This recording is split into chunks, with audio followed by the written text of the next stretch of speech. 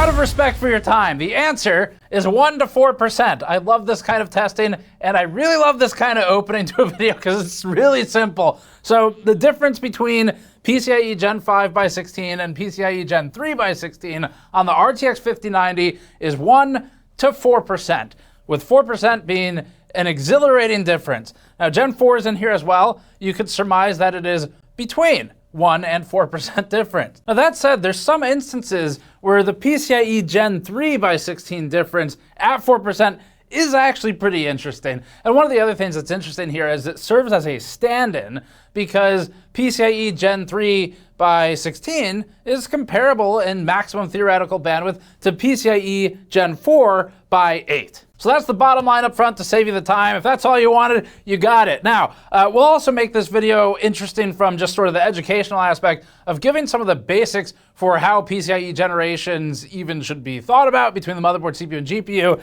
and the primer on how it all works, and some interface and protocol discussion. So today we're testing PCIe generation impact on the 5090. The 5090 is the first super high-end consumer card that natively supports PCIe Gen 5 at the slot, as long as the motherboard and the CPU also support it. So historically, these numbers kind of match what we've seen in the past, like the 4090, where it was 1 to 3% different across the PCIe generations that we tested. And typically the front edge of a PCIe generation, as it turns over to the first devices on it, you don't see a lot of difference between that one and the prior generation.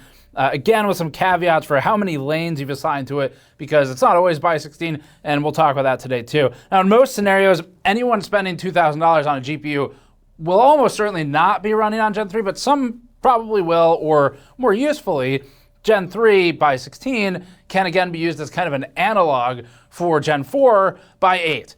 You can even take it up to Gen 5 by 4 if the device is able to even run on by 4, because not all devices can. In the past, actually, NVIDIA toggled off the ability to run on by 4 back when they were starting to kill SLI, which is now fully killed, at least for something like a 5090. And you can leave your need for validation below if you're still running SLI and you're still using the NVIDIA profiler. It's okay, I like it too. SLI was awesome, but we gotta move on. It's not on the 5090. I'm sorry. Don't shoot the messenger here. Anyway, this should be a quick and fun look at PCIe scaling. Before that, this video is brought to you by Arctic and the Liquid Freezer 3, which we've tested using our standard methodology and found to be one of the most noise-efficient CPU coolers on our charts. The Liquid Freezer 3 includes Ryzen offset mounting to improve AMD performance and uses a thicker radiator to further lower the temperatures. Arctic has priced these competitively for AIOs, and you can learn more at the link in the description below. First of all, we don't want to judge you if you're a super gamer who will notice the 1 to 4% difference. If that's the case, definitely make sure you're in Gen 5 on your 5090 if you buy one. Most people aren't going to notice that though, but because the content is so simple and the benchmarks are so straightforward, we wanted to give a bit of a primer. People who have been around for a while for GN, you might like this because it's a bit of a throwback to old GN. We're going to go more of that explainer style for a few minutes here and just talk through how it all works. You can jump to the charts if you want, the timestamp below, but I think the longtime viewers might appreciate this throwback style. Here's a chart showing the maximum theoretical bandwidth of different PCIe generations. Wikipedia has always been great for this. The PCIe generation technically goes up to a planned Gen 7 this year, but currently the highest end supported on consumer boards and GPUs is PCIe Gen 5. Each PCIe slot has a certain amount of electrical lanes and a certain physical slot size. Although some slots look like they are full by 16 length, they might actually be by 8 wiring. In almost every modern motherboard relevant to our audience though, the first PCIe slot will be fully wired for 16 lanes. PCIe Gen 5 transfers 32 gigatransfers per second per lane, which means by 16 or x16 is about 63 gigabytes per second, and x8 or by 8 is 31.5 gigabytes per second. If we shift to the highlights, right one column and up one row on this Wikipedia page, you'll see that the PCIe Gen 4 by 8 speed is the same as the PCIe Gen 5 by 4 speed, and that PCIe Gen 4 by 16 is the same as PCIe Gen 5 by 8 for the maximum theoretical bandwidth. This pattern of doubling continues all the way up to the beginning, so PCIe Gen 3 by 16 is the same as PCIe Gen 4 by 8 in max theoretical bandwidth. Now, this allows us to cut our testing in half, which is great because it's just a simple doubling generationally. Now, another thing to be aware of is that interfaces and protocols are often not the limiter. The example we've always given in these videos over the years has been SATA. So if you have a SATA drive at the beginning of SATA as an interface, SATA 3 when it first came out, you're not going to be anywhere close to what the interface is capable of. Only towards the later end of life do the SSDs start to break past that barrier and get limited by the actual cable and the interface and the protocol and all of that. So unless you're buying the newest device on an outgoing interface, generally you don't need to worry about the maximum theoretical bandwidth number. What matters is what can the device itself use. The device is almost always the limiting factor. So if you take a 5090 and you were able to retrofit it to AGP or PCI non-E or something, then yes, there will be a problem. But for the most part, it's the device that's the limiting factor. All right, so PCIe support needs to match on 3 devices for the maximum generation available to be applied. For PCIe Gen 5 support on the 5090 to be actually utilized, you'd need the motherboard, the GPU, of course, and the CPU to all support the same maximum PCIe generation. In this block diagram of a CPU, you can see that there's a bunch of PEG lanes. Typically what you're looking for is at least 16. These are PCIe graphics lanes available to the motherboard for use with the GPU. These lanes peel straight off of the CPU. They don't go through the chipset first, and they're often assigned to the top PCIe slot. That slot then needs to be actually a PCIe Gen 5 slot to use Gen 5 in this example. Finally, the GPU itself needs to be Gen 5. Some really basic stuff here, but hopefully helpful foundational knowledge for some of you who are newer to PC building. You don't need them to be the same generation, so a Gen 5 card can work in a Gen 3 or a Gen 4 slot, and a Gen 5 slot can work with a Gen 3 card or a Gen 4 card. They'll work, it's just that your maximum theoretical bandwidth will be limited by the minimum generation of the connected devices. So if you have Gen 5 and Gen 3, then Gen 3 will be the prevailing maximum theoretical bandwidth. While we're on the subject, a common misconception is that a full-length PCIe slot is automatically going to be a 16-lane slot.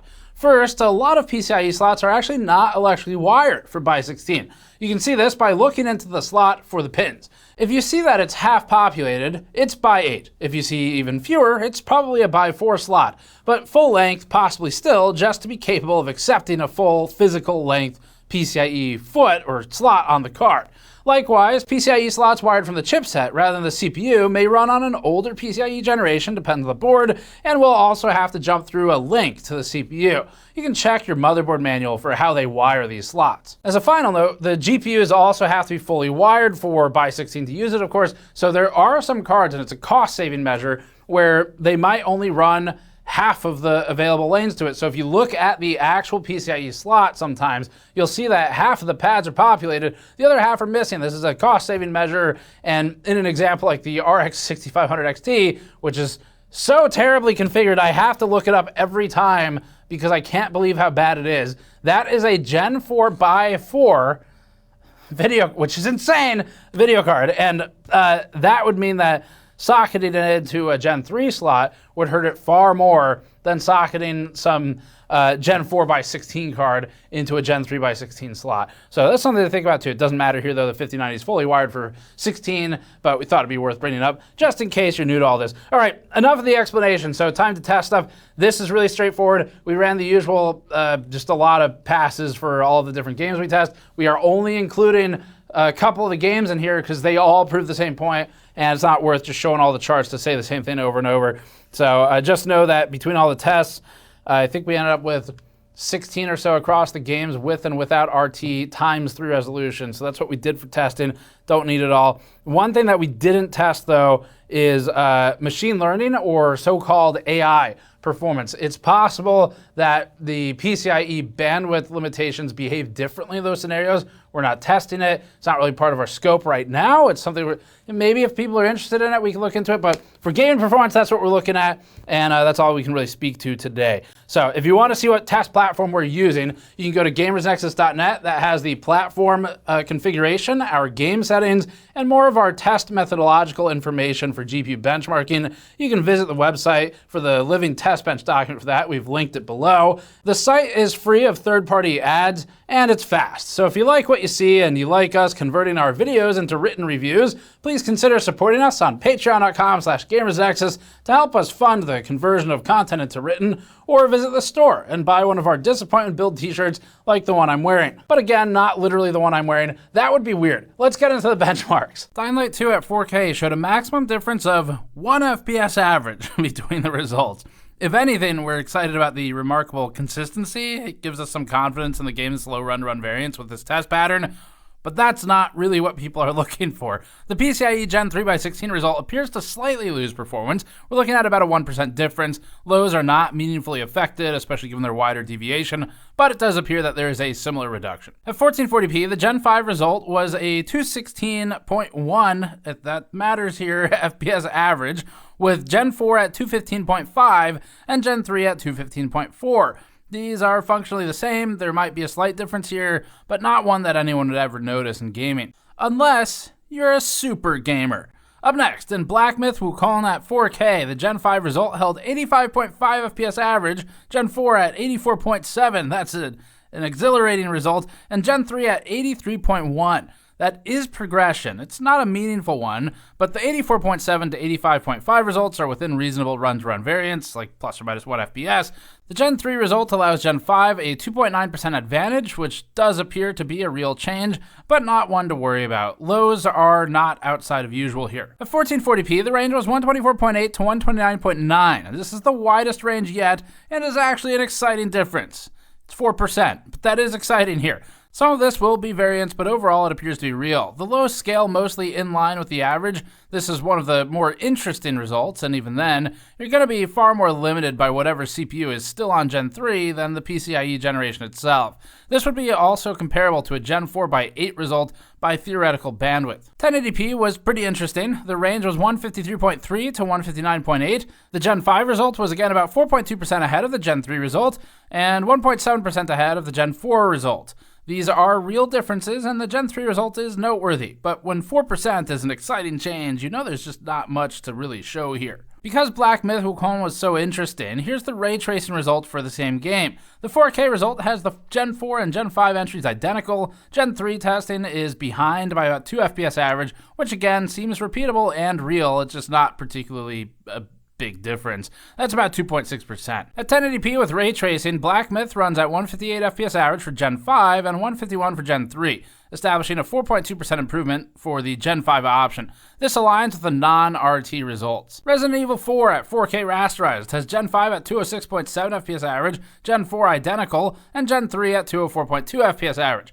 The improvement from Gen 3 to Gen 5 is 1.2%. Let's move on. At 1440p, the range was 344 to 349 FPS average. Lows are again incredibly consistent between Gen 4 and Gen 5, which is encouraging to see from a methodological standpoint. On a technicality, Gen 4 is 0.3 FPS average ahead of Gen 5, but this is within error and variance. There's no difference. The Gen 3 result is slower, with Gen 4 and Gen 5 about 1 to 1.4% faster. At 1080p, the 5090 Gen 4 and Gen 5 results are again within variance of each other. Gen 4 is 3% faster than Gen 3 here. Let's look at one last one, but we have enough here to come to a conclusion. In F124 at 4K, the Gen 5 5090 result ran at 291 FPS average and was basically tied with Gen 4. The Gen 3 result ran at 285, so the fastest entry leads Gen 3 by 2%. That's it. Really simple. As I said at the beginning, 1 to 4% or so. We ran the test in the 16 different scenarios, mixing rasterization and ray tracing for different games, 3 resolutions each. The tests matched on the 5090 for all of these. So that's kind of it. Now, it's the same as we've seen every generation we do these, where it's like 1 to 3%, starts to matter more later on. And where it really will matter is if there's some type of 6500 XT type of card where they decide, the company decides to do a by 4 or a by 8 instead of a 16 wired card. That's where the generation, if you're inserting it into an older motherboard especially, will really start to potentially matter. And that's especially true for the budget cards, because users of budget cards are more likely to be upgraded in slot for an older motherboard with lower PCIe generation support. So that's when you'd really want to think about it. But not many people are going to be slotting a $2,000 video card into a really old motherboard though. But even if you did, the Gen 3 x 16 results look like, for what we're seeing here, not a huge deal, but you do start to lose some performance, maybe 2 to 4% maximally from what we've seen. So that's it. Pretty fun stuff. I love doing these kinds of videos. It's like a throwback to the old style, and we're gonna have a lot more of this now that we've been talking about doing so much heavy hardware content focus on this channel as we look to GNCA for some of our other stuff. So check back for more here because we have a really cool thermal imaging benchmark coming up. I'm actually super excited about that. I had a lot of fun with it over the weekend, but did some thermal imaging with the 5090 Founders Edition. Really cool stuff, and I can't wait to share that and go through all the images. So anyway, check back for that. Subscribe for more. Go to store.gamersnexus.net to help us out directly, like by buying one of these t-shirts on the store or patreon.com/gamersnexus if you want to throw us a few bucks to help maintain that website and keep all of the reviews in a written format that you can access without any third-party ads. We'll see you all next time.